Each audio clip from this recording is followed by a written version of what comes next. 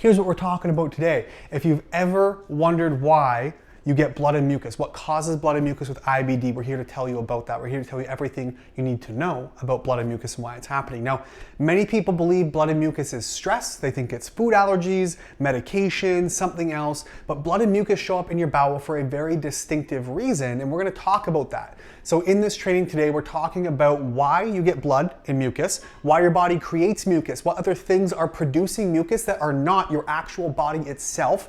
We're gonna wanna know this one, it's foreign bodies. We're going to talk about some safe practices for reducing and removing some of these mucuses without causing other upsets and major issues. It can be very dangerous to take out mucus if you don't know what you're doing.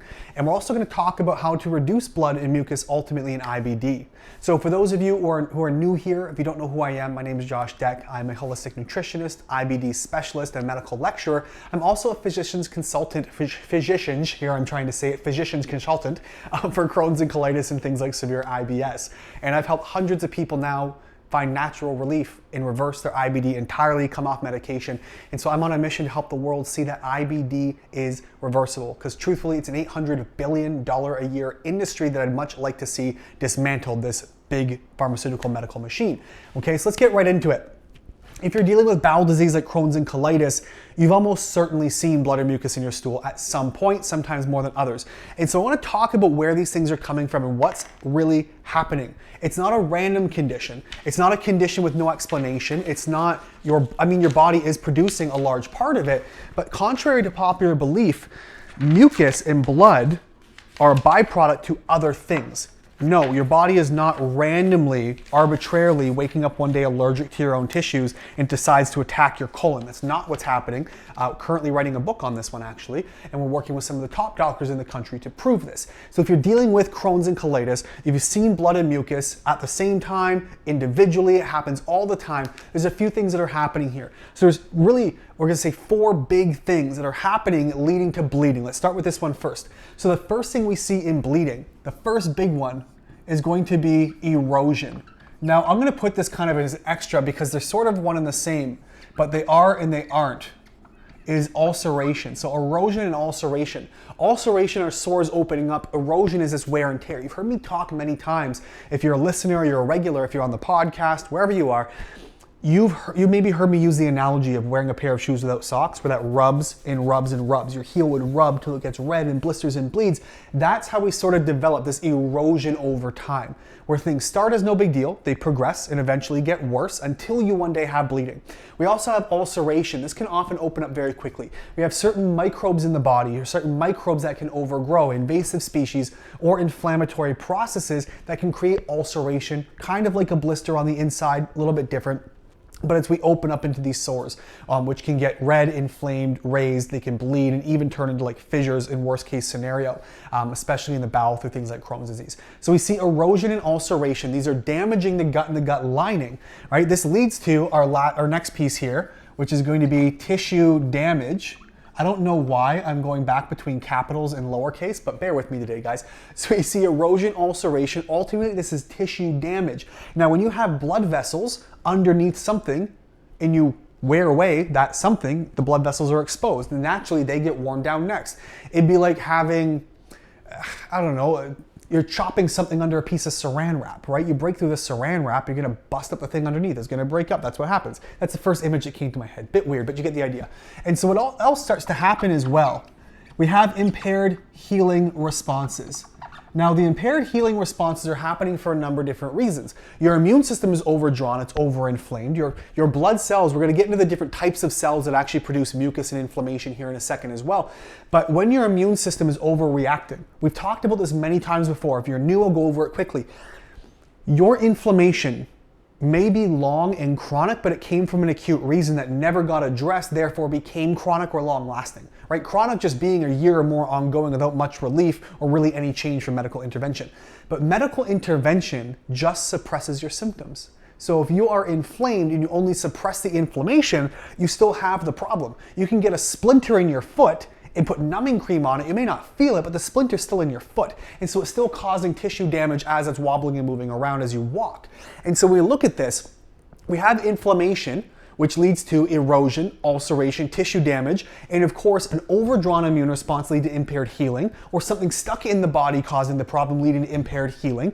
Overactivation of your immune cells can lead to imbalances in the immune system, which could one day lead to autoimmunity. But it doesn't guarantee you have autoimmunity to begin with just because you have bowel disease. This is the biggest misconception, the biggest, frankly, lie taught by Western medicine is that you have bowel disease, therefore it's autoimmune. Many of them don't know it's a lie, but it's a freaking lie. Many of you are on the autoimmune spectrum. Sure, you're on the inflammatory spectrum where it climbs the rungs from low inflammation to high to getting more severe to then jumping up to autoimmunity as disease progresses, which again, and many times can be reversed. But as autoimmune diseases progress, the imbalances in your immune system get worse. The immune system starts to overreact. You develop more autoimmune conditions. Now you have 2, 3, 5, or 10 autoimmune diseases. It's not a bad luck of the draw. It's you still have a splinter in the foot. You've been putting numbing cream on it and it's still causing a problem.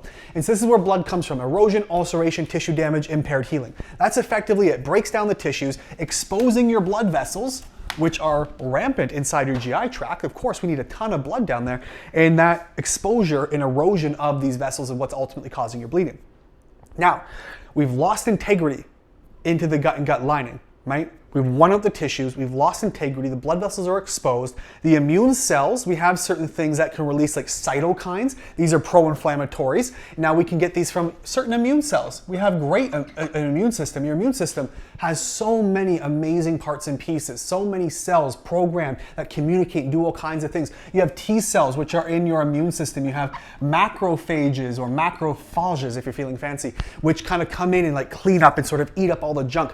You have neutrophils. There's all kinds of white blood cells, but these guys tend to cause more inflammation, wear and tear, and lead to bleeding. Neutrophils, these are the guys responsible for actually producing your calprotectin. When they're in the area, they produce calprotectin as a byproduct. Think of it like a car running exhaust. Neutrophils produce this exhaust, this byproduct called calprotectin. Well, the higher the level of calprotectin, the more neutrophil activity, therefore we can say there's more inflammation because these guys are here. Okay, another one we see is called mast cells. Now, mast cells, if you know what histamine responses are, if you know what allergic reactions are, for example, your throat closes, you get hives, itchy rashes, we'll call them Richies now. If you get that anaphylactic reaction, that is mast cells producing histamine. Maybe it's low grade, allergy season, runny nose, stuffy head. Those are mast cells. We have mast cells all throughout the body, and these guys can lead to inflammation or cytokine release, which can break down tissues, creating wear and tear, again, to break down those tissues leading to bleeding. And so when your immune system's active because something is causing erosion, something is causing ulceration, there is tissue damage and impaired healing, your immune system's overactive, the longer, I believe lysosomes are another one that can cause inflammation long term, that erode tissue over time if they're there too long. So again, it's not your body attacking itself, it's your body trying to get rid of something it cannot seem to get rid of, so it brings in more cavalry, which happen to be there a long time because they're not getting rid of the problem, they're just still working away, and the byproduct is your tissues get broken down. It's not your body attacking itself, it's your body attacking a thing, but because your body can't remove it, the byproduct is that your body happens to get broken down in the process accidentally, which again, ironically enough, drives your immune system even further. And this is where we start to run into problems. And so if you guys have any questions at any time, drop them in the chat. We'll get back to you. I want to make sure we can answer your questions. And so ultimately, this is where your bleeding is coming from. It's wear and tear in the area from your body trying to clear a thing it cannot get rid of. Your body's tissues get broken down, the gut lining, the gut barrier, all these things break down, exposes your blood cells and your blood vessels, which leaks out the blood, and now you have bleeding. That's how it goes. Pretty straightforward. But let's talk about mucus now, because mucus is actually two different things really. Number one, it is your body producing this, okay? So if we have mucus, something very largely responsible for your mucus production here is going to be goblet cells. Now, goblet cells, really, they're the primary producer, and they produce mucus as a barrier. It's like a sock in a shoe. It protects you from blisters and wear and tear on the heel and the foot. So do goblet cells. The mucus are a nice mucosal. They produce this mucosal membrane, mucosal layer we call it. It's like the sock for your intestines. It protects it from wear and tear. It provides lubrication, helps things move through. It also can protect your microbiome. It can act as a protective layer. It can allow bacteria, like a slip and slide. Things can move through. Things can breed and transfer. It protects your tissues from physical abrasion, which we just talked about leading to bleeding. And so it's a nice protective coating. It's a nice lubricant. The problem is when you're inflamed, these goblet cells, we have all kinds of signaling things. These cytokines are signaling to your immune system, saying bring in the T cells, bring in the macrophages, bring in the lysosomes, bring in the neutrophils, bring in all the eosinophils, bring in all the blood cells, the white blood cells, the immune cells, the T cells and B cells to come on in, help us clean up. These are the cleanup crew. Well, what happens, if you guys ever seen construction, it's great, they're going to build and fix stuff, but those big excavators and stuff with those big like tank tracks on them, they break down the road. If there's a lot of construction, they typically have to repave the road after because they chew it up. That's kind of what's happening here. And so goblet cells, they get signaled and say, hey, you're part of the crew. Come help us work on this construction and start to repair and rebuild things. And what happens now is the goblet cells overproduce. We get excess mucus production, but that's one half of it. Yes, there's excess production because your body's trying to overprotect, leave extra sock in the shoe, leave extra protective layer, extra lubricant, but there's also other things happening. So goblet cells are producing mucus, but something we also have to look at, which is extremely important, we cannot ignore, is microbes. So if you're getting mucus, yes, your body is producing it, but there are also microbes producing it. Now we talk about the microbiome. The microbiome is an ecosystem of not just your gut bacteria, but all kinds of living organisms. There's viruses, there's fungi, there's bacteria, there are archaea, it's kind of like a bacterium. We have parasites, all of them kind of living in harmony. When we're inflamed, these guys take over, they're called opportunistic. They overgrow, they start creating problems, and now we have an imbalance of a lot of these microbes. Well, a lot of these microbes that shouldn't be there when they're opportunistic, they can overgrow in this the state we call dysbiosis. That's imbalance of bacteria. They can overproduce biofilms. What do biofilms do for microbes? Well, number one, it's breeding. Number two, it is protection. We talked about the slip and slide. They can move around easier and they can protect because it's actually like a bomb shelter. If you've taken antibiotics and antimicrobials and all these different things and you've actually had a rebound where you've overgrown bad bacteria, in part it's to biofilms because they protect like a bomb shelter. If you drop bombs on top of the bomb shelter, you can't reach what's inside. That's the point of a bomb shelter. Well, if you have biofilms covering and protecting this community like a dome, so to speak, of these bacteria, and you're dropping stuff on top, you're not killing them off. You're killing everything else. These can be highly protective, which can also lead to antibiotic-resistant bacteria. And now you get your C. diffs and your MRSAs and other megabacterial infections which are highly resistant. That's what MRSA or MRSA is, methicillin-resistant Staphylococcus aureus. So it's methicillin or bacteria-resistant microbes now. C. diff, very resistant, very persistent. And we see these problems coming up. And so the biofilms also allow them to move around a bit more freely, to breed. And they also store and house some bacteria, and they can hold a lot of toxins, LPS, endotoxins. Okay, so this is a big problem. So biofilms, because they house a lot of inflammatory things, think of it like, let me draw this on the board. Think of it like we have a couple of layers, right? Now up top, this is where we have, let's say, your bacteria, your microbes, and your food, and all kinds of stuff floating through. This will be your intestines here. Okay, I'll add some little squiggles here. These are your little intestinal bumps and lines. So underneath this bacteria here, we have another layer before we get to the tissue. We have this biofilm layer. Now under the biofilm, we now have microbes. And then we have your other tissue walls that go, of course, to your bloodstream, lymphatics, etc. Okay? So we have this biofilm layer, protects your microbes. The problem is, when these microbes are stored, or these biofilms are stored in here, they produce toxins which get across the barrier inside and out. They produce what we call LPS, that's lipopolysaccharides, also known as endotoxins or LPS. These toxins get produced in this biofilm layer, they get stored in there, and a lot of them get ejected, they can push into the system, or they can disrupt your microbiome. It's like adding poison into a city, toxic gas. Of course you're going to have disruption in your community. So when you're adding toxins into your microbiome, of course you're getting disruption of your ecosystem. This is where we have problems. But one of the big problems is people go and break up these biofilms and shit goes everywhere. This is where things really hit the fan. We'll talk about that. But biofilms also can contribute now to more immune responses, which we just talked about lead to more bleeding. And so if we leave biofilms, they disrupt normal gut barrier, they lead to inflammation, can disrupt your gut microbiome. Now we want biofilms, they're natural. It's the overgrowth of bad biofilms, overgrowth of biofilms holding toxic stuff that becomes a problem. Okay, so it really disrupts your gut in a lot of different ways. The next thing, we talked about them being sort of a bomb shelter. So these biofilms can protect your pathogenics, your bad bacteria, which is a big, big problem. Again, increasing your immune responses, leading to more bleeding, leading to more mucus, and the biofilms, again, protect from antibiotics.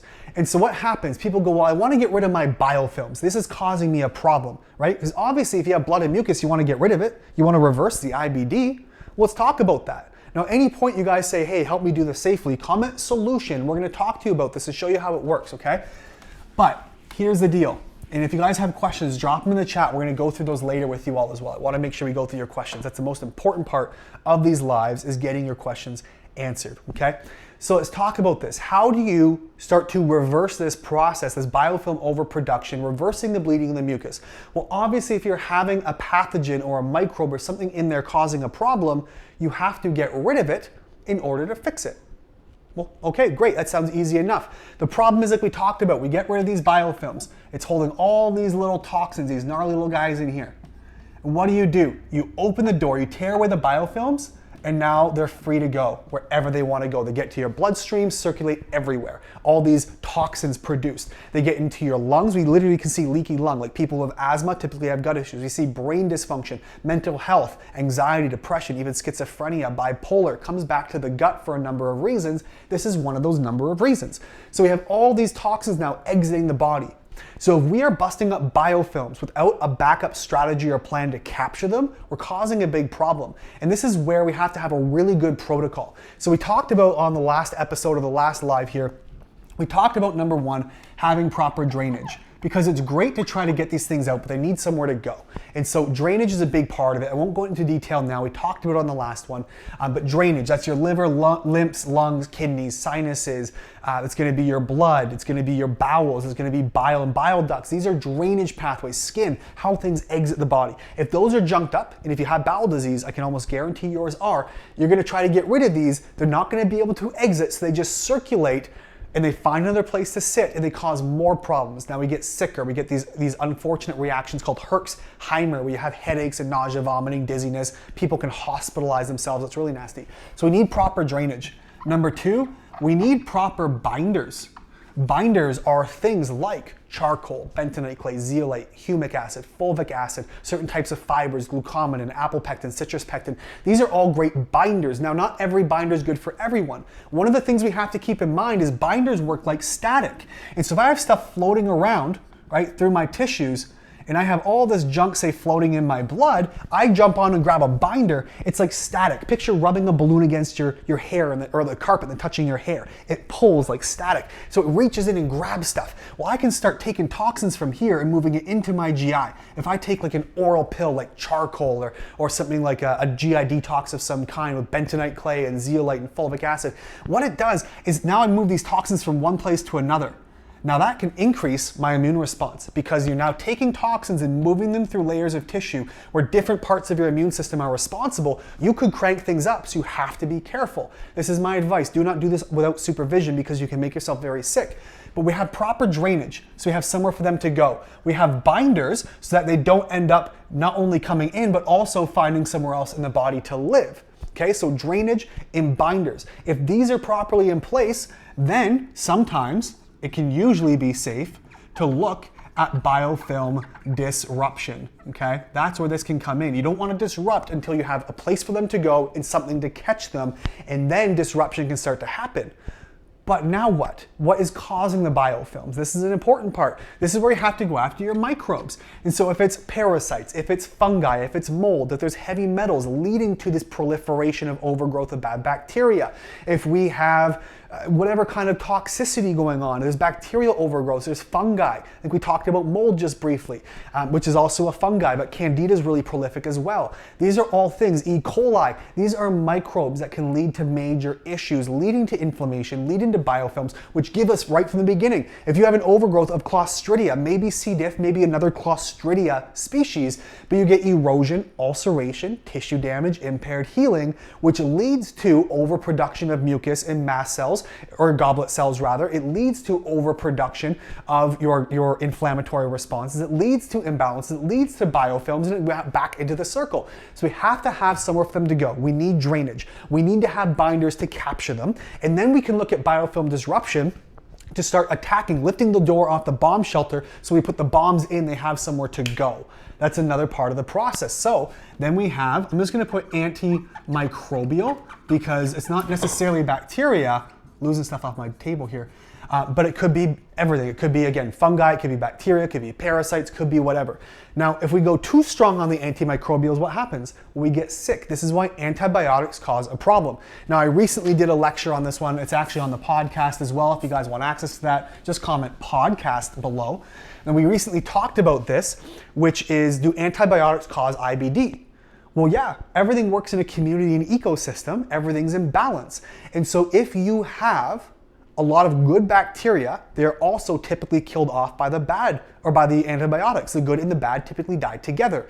Well, the bad guys are opportunistic. Instead of overgrowing and growing peacefully and rebuilding a colony, instead they bring in all their friends. They start to overgrow. Now they're dealing drugs and lighting fires and peeing in the street, and now we have problems. These are the opportunistic microbes. And so antimicrobials are good, provided we are creating an environment conducive to growth. And this is where we have to start looking at balancing that microbiome, which ultimately, I'm going to redo this, because ultimately it comes back to our 5 R's, right? We talked about drainage, right? We talked about binders. These aren't R's, I recognize that. These don't start with the letter R. But this is where we get to now removing the problem. You guys have heard me talk about the 5 R's before. We have to replenish the nutrients. These are the tools that your body utilizes in order to get rid of things. Your body is a city, each organ is a factory. The cells in those organs are the factory workers. Those workers need tools, vitamins, minerals, amino acids, etc. That's what they utilize. So we have to remove the problem, right? Maybe that's biofilm disruption and capturing and antimicrobials or whatever it is, replenishing the nutrients, and then we can start looking at, I'm gonna put these on the same line, repairing the tissues, and rebuilding the microbiome, because again, you couldn't live in gangland while your house is currently on fire. Your microbes don't want to live in a house that's disheveled or in flames. We have to repair the tissues and calm the immune system, and we have to rebuild that ecosystem, that community, right? Put the right types of community ecosystem in there, the good microbes we want, and of course, we are rejuvenating. I'm not even spelling that properly today. Rejuvenate, that looks like rejuvenate the immune system, because if you're imbalanced and you boost your immune system, you could be driving these pathways contributing to your imbalance rather than restoring homeostasis. This is effectively how it's done. Now, it looks really simple. It's taken a decade to figure it out to put it this simple, but that's the idea, okay? And this is what we're teaching doctors now, because unfortunately, doctors are treating this. They treat IBD like it is innate to your body. Disease is part of your DNA. There's nothing we can do. And your bowel disease is an Entyvio or a Stelara or a budesonide deficiency. It's a prednisone deficiency. It's all we can do is manage. But there is something causing the problem. Your immune system is remarkably intelligent. There are hundreds, if not thousands, of checks and balances in your immune system to make sure everything is happening in the right order. If something goes out of whack, something captures it. If there's a problem, things come in to get rid of it. It's not going to randomly wake up one day out of the blue, arbitrarily just be allergic to you and start attacking your own cells. The discussion is now your body might be attacking your microbiome, but it's not going to be attacking your own tissues, because your tissues are there for good. They're there to help. They're part of the community.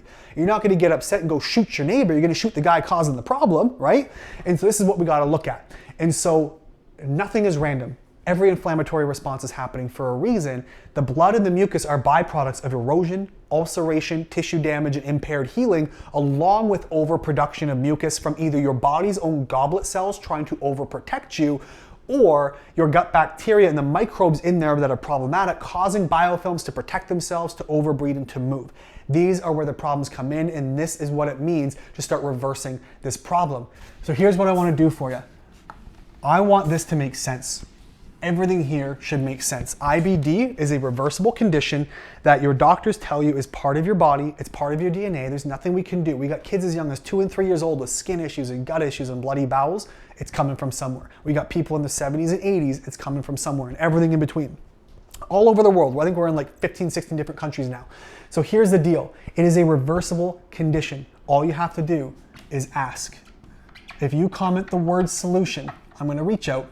I'll get you some information. We help people of all ages in every country. We have solutions available for everyone. It depends on what you're looking for, how hands-on you want to go. Do you want something you can kind of do on your own? Do you want to work with us directly? The options are available to you. Simply comment the word solution and we're going to get this back to you. If you're on the YouTube video, just check the notes or check the stuff. Oh, is that show notes on YouTube? Anyway, check below. We got a link. You can schedule a call and we'll give you some of the options and see what's best for you to get you the help you need. There's literally one word between you and finding relief, beginning to reverse your IBD. It is the word solution. If you comment that, we'll get you the information you need to show you how this can be reversed. That's all we got for you guys tonight. Thank you so much for tuning in. It's a pleasure to do these with you, to see you here, and we're going to see you guys all next week.